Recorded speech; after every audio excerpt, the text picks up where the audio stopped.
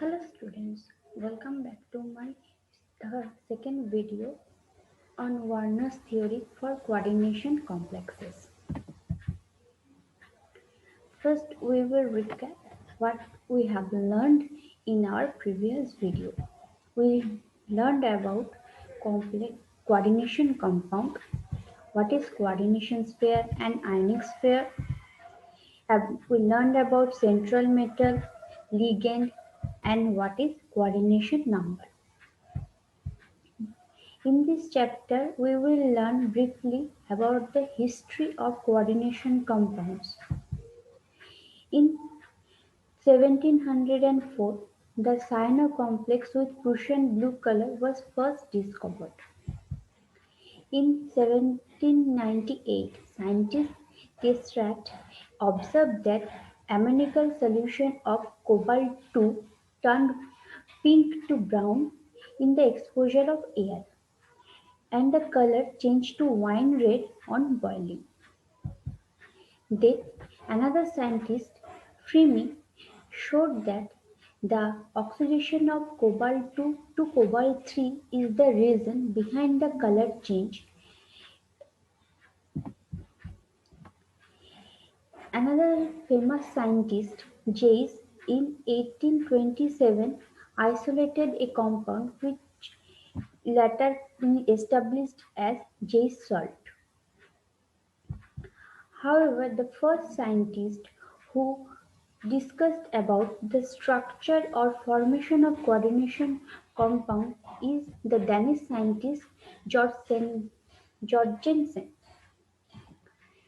He followed the analogy of catenation in carbon compound and proposed a structure for the compounds COCl3 6NH3 and COCl3 5NH3. This is the structure of COCl3 6NH3 and this is the structure of COCl3 5NH3. In his theory, he suggested that the chlorine atoms are attached with ammonia molecules. That's why with silver nitrate they are not precipitated easily. However, this theory cannot explain some experimental facts which are previously reported by other scientists.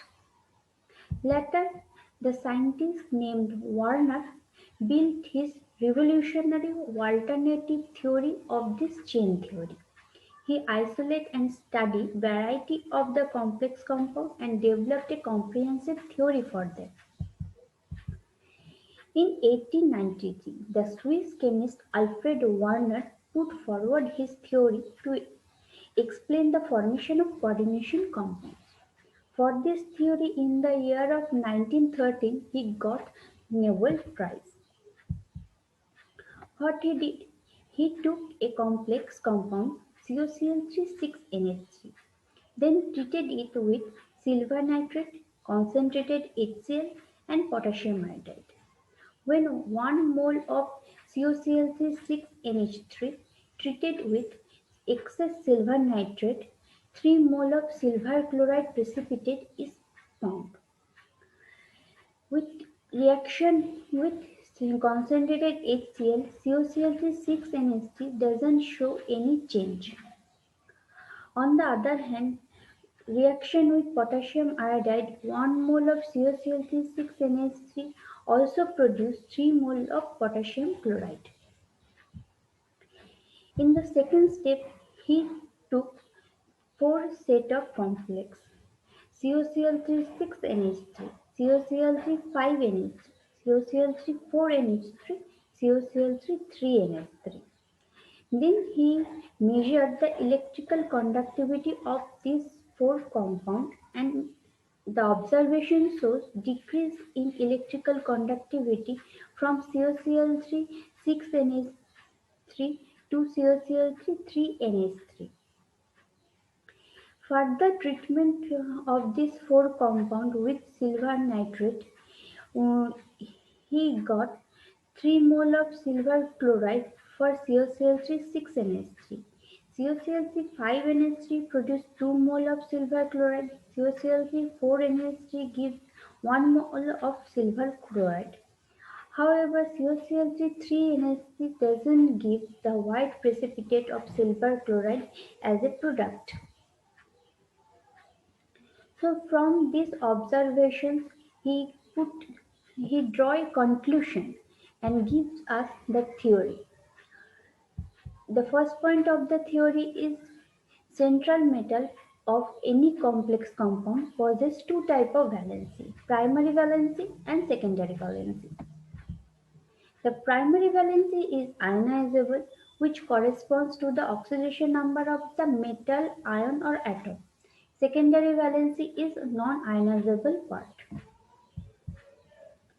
Second point is every metal has a fixed number of secondary valencies. This number is also known as coordination number of central metal. Third point is primary valency are satisfied by negative ions. On the other hand, secondary valencies are satisfied by negative ions as well as neutral ions also, neutral molecules. Fourth point is the secondary valency is directional in space around the central metal in a definite geometry. That means the secondary valency is the prime factor or it directs the geometry of a complex compound. So, according to this theory, we can say that COCl6NH3 is the form actual actual formula of the COCl6NH3 is CONH3 whole 6Cl3. In the after ionization, it will produce CONH3 whole 6 3 plus 3Cl minus. So from this we can say that primary valency is 3 and secondary valency is 6 in this case. The secondary valency, the 6, which is the secondary valency, direct the geometry of the complex, which is octahedral. Here, the solid lines are indicated secondary valency of cobalt, and dotted line are indicating the primary valency of the cobalt. In case of COCl3 5NH3, the actual structure is CONH3 whole 5Cl Cl2. After ionization, it will produce CONH3 whole 5Cl2 plus and 2Cl minus ion. Here we can say that primary valency is 2 and secondary valency is 6. Though the secondary valency is 6, structure is obviously octahedral. However, in this case, we can see in the experimental result that one chlorine atom, which it is satisfying both the secondary valency and the primary valency of the cobalt. So in this case, the primary valency is also 3 and secondary valency obviously 6. Next, COCl3 4NH3 actual formula will be CONH3 whole 4 Cl2 Cl.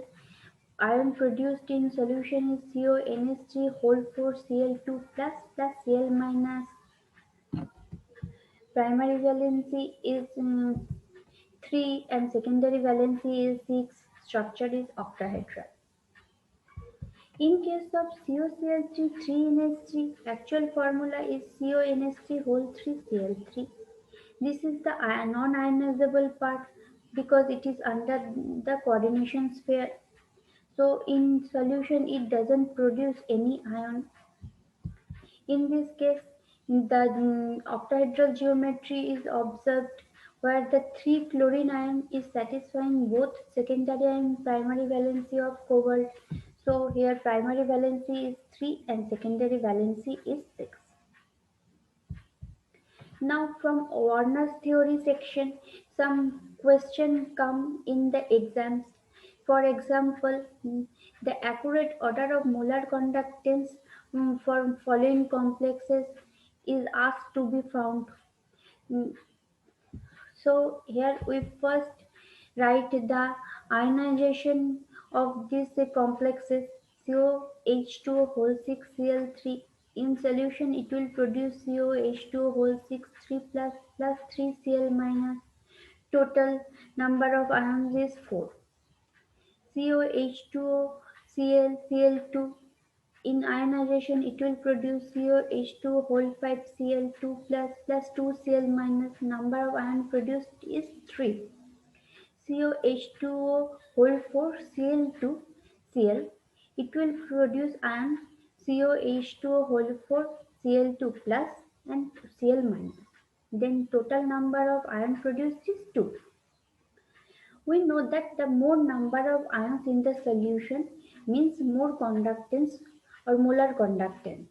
So we can say from this observation that one have more conductance compared to two have more conductance compared to three. So the correct answer is D.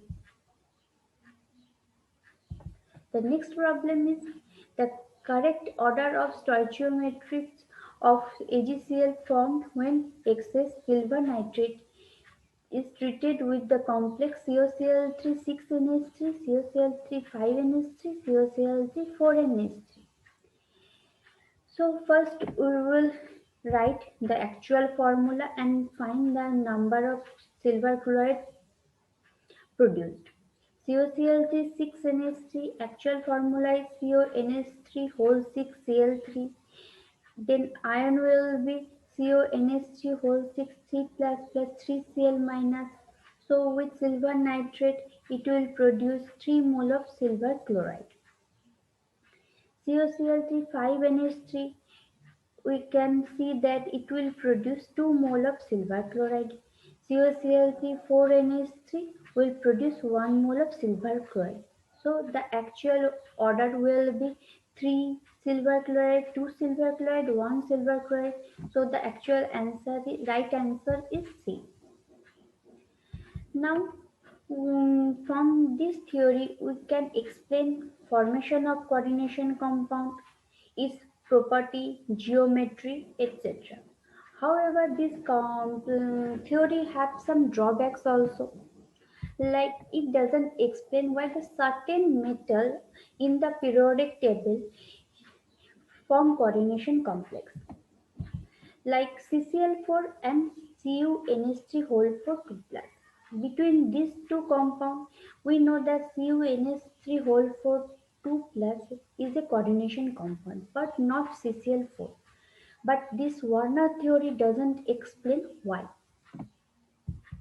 Second point is it doesn't explain how the coordination bonds are forming and why they are showing direction. Third point is doesn't coordination complex have some color, magnetic property and optical property. So this theory doesn't explain any of this property of the coordination complex as well as reaction mechanism of the coordination complex doesn't explained by this theory. So we will now summarize our whole chapter. So COCl3 5NH3 is the coordination compound. According to the Werner's theory, the actual formula will be CONH3 whole 4 Cl Cl2. Here, this 3Cl is satisfying the primary valency of the cobalt, which is the actual oxidation number of the cobalt also, that is 3. Then this 6 ligand, that means 5NH3 and 1 chloride ion, is satisfying the secondary valency of the cobalt. So the primary valency of cobalt is 3 here and secondary valency of cobalt is 6. And the secondary valency of the cobalt is in directing the geometry of the complex. So the geometry of the complex is octahedral and one chlorine is satisfying both the primary and secondary valency. So thank you again and see you in the next chapter with The classification of the ligand. Bye.